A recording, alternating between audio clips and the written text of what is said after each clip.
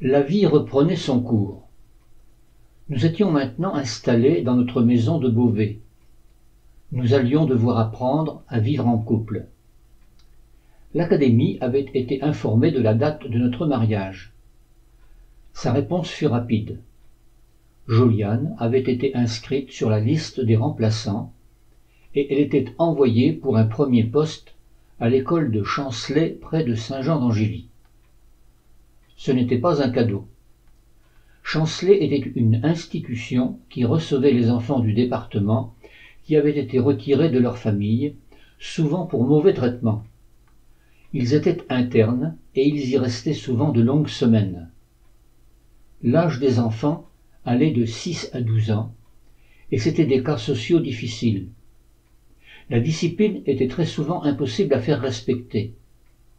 Le soir, Joliane rentrait éreintée. Je m'aperçus très vite qu'elle avait un rythme de travail très lent. Elle passait des heures à préparer ses leçons du lendemain.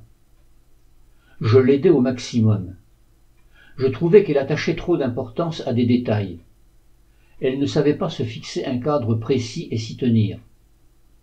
Nous finissions fort tard, souvent après minuit.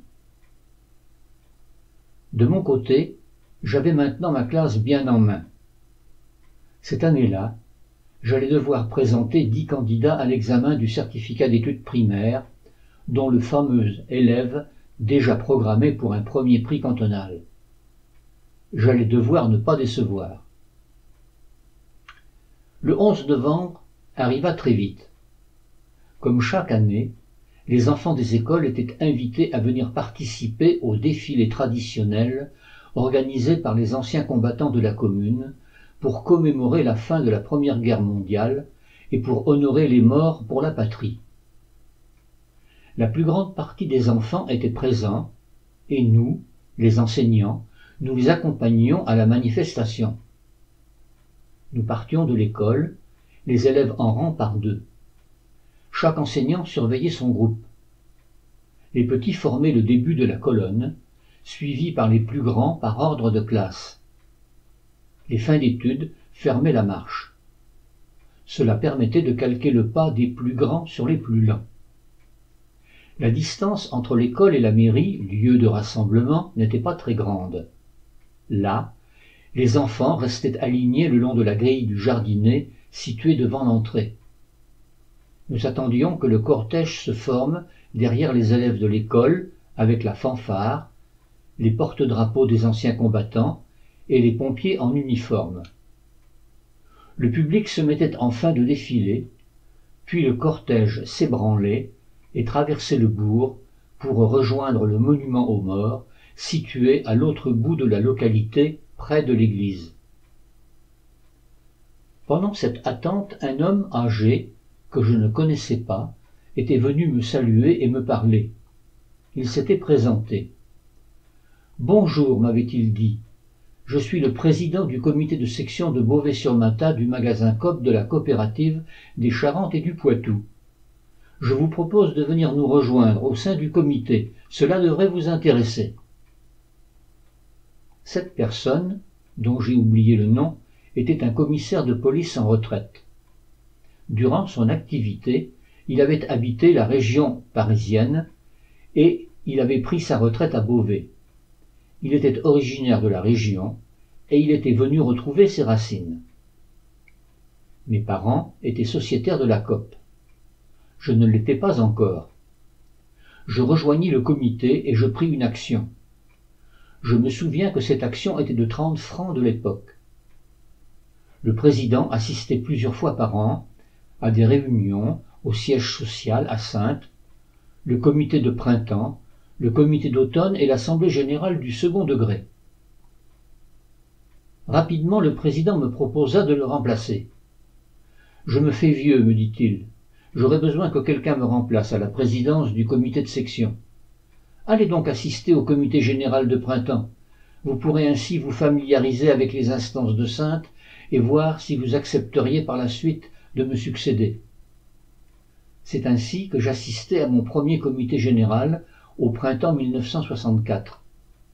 La réunion avait lieu dans les entrepôts des Grandes Bauches, à quelques centaines de mètres du siège social de la coopérative, situé 3 rue du Docteur Jean à Saintes. La veille de la réunion, les employés avaient dégagé un grand espace à l'intérieur de l'entrepôt. Il était recouvert de tôles ondulées métalliques. L'installation était sommaire.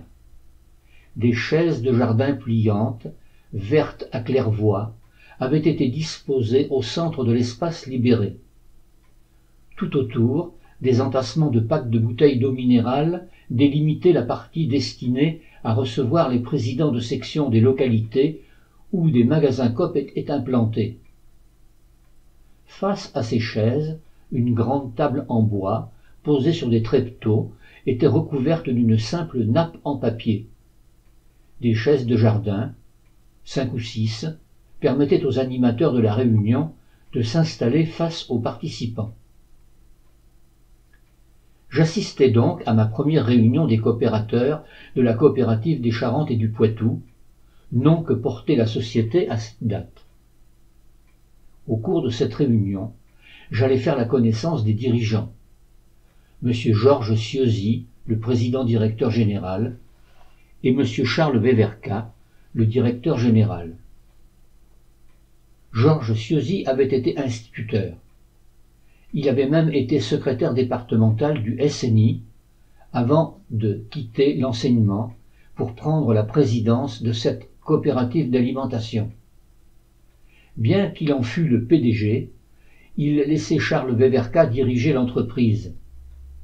Il n'avait pas de formation économique suffisante pour prendre les décisions stratégiques qu'imposaient le devenir et le développement de l'établissement. En 1963, la coopérative régionale des Charentes et du Poitou s'était développée sur 5 départements et elle comptait plus de 200 magasins de proximité implantés dans de nombreuses localités. Charles Weverka était issu d'une école prestigieuse, l'école de commerce parisienne HEC. Il était même sorti major de sa promotion. C'est lui qui animait la réunion, présentait le projet de la coopérative, soumettait le bilan annuel à l'approbation des coopérateurs et répondait aux questions des intervenants. Je fus enchanté de ce premier contact. L'ordre du jour me rappela mon désir, exprimé mais non concrétisé, de faire des études dans cette école renommée. J'avais là un moyen de réaliser autrement ce que je n'avais pas pu entreprendre durant ma scolarité. Charles Weverka se révéla être un remarquable orateur. Sa pensée était structurée, claire, parfaitement exprimée.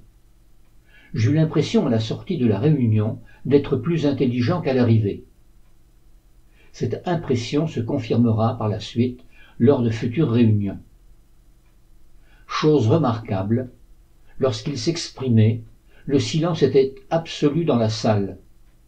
L'assistance écoutait avec beaucoup d'attention son exposé, comme subjuguée par ses paroles. Nous en arrivions même à oublier l'inconfort des sièges mis à notre disposition. Je pris également l'habitude, par la suite, d'observer la technique qu'il employait au cours de ses allocutions pour déstabiliser ses contradicteurs lorsqu'ils se manifestaient. J'utiliserai plus tard cette technique. Elle me sera fort utile lorsque j'aurai moi-même à présider des réunions. Au retour, je confirmai à mon président de section qu'il pouvait compter sur moi, le jour venu, pour prendre le relais.